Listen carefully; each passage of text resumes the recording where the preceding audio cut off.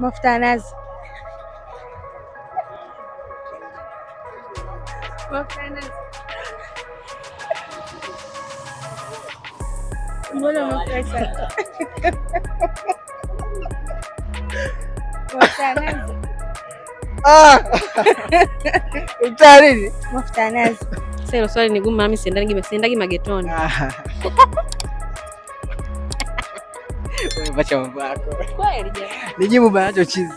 Siendagi magetoni kwa sababu hilo swali ni gumu jamani. Umeshindwa kujibu?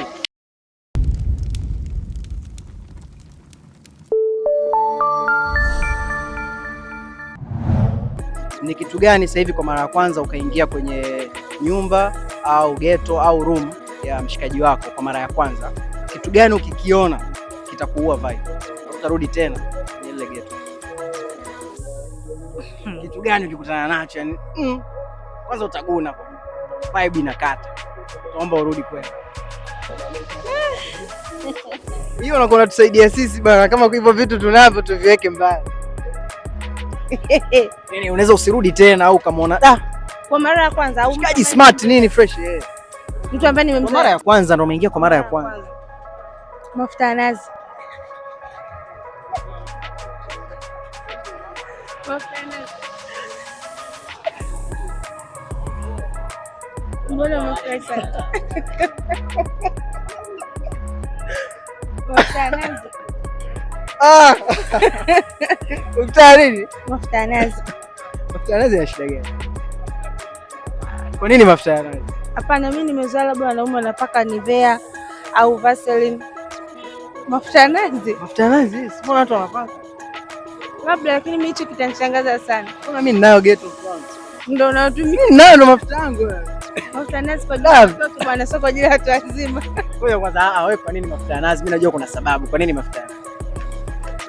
Mimi niambie bana. Hamna sasa nikwambie nini? Mimi nimeshazoea mwanaume huwa anapaka Vaseline au Nivea. Ukutana na mafuta ya nazi no. Mafuta ya nazi kwa ajili ya watoto, sio mtoto wa kiume.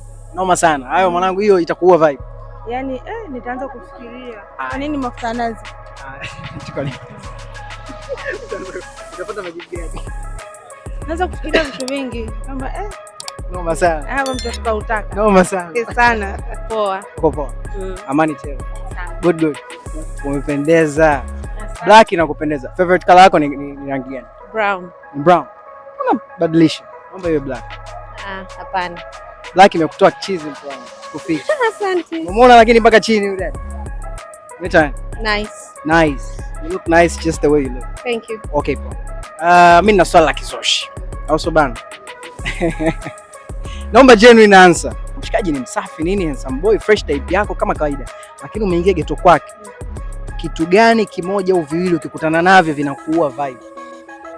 Huenda usinaweza usirudi tena. Sasa hilo swali ni gumu, mimi siendagi magetoni. Wewe bacha mambo yako. Kweli jamani. Nijibu banacho chizi.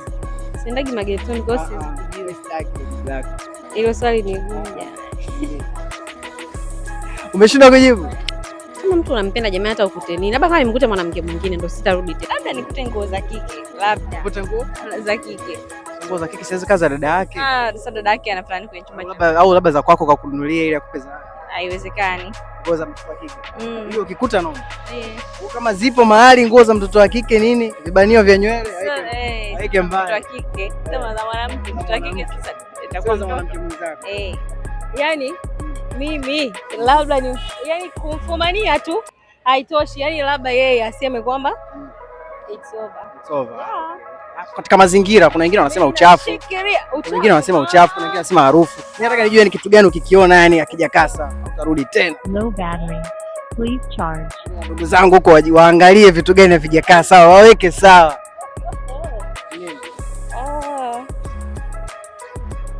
Kwenye ghetto lake. Yaani hicho sisi tunataka kujua ni muhimu sana. Yaani bora usinijibu maswali yote lakini hiyo ni yangu anafikiria hapa labda nikute vidonge vya HIV.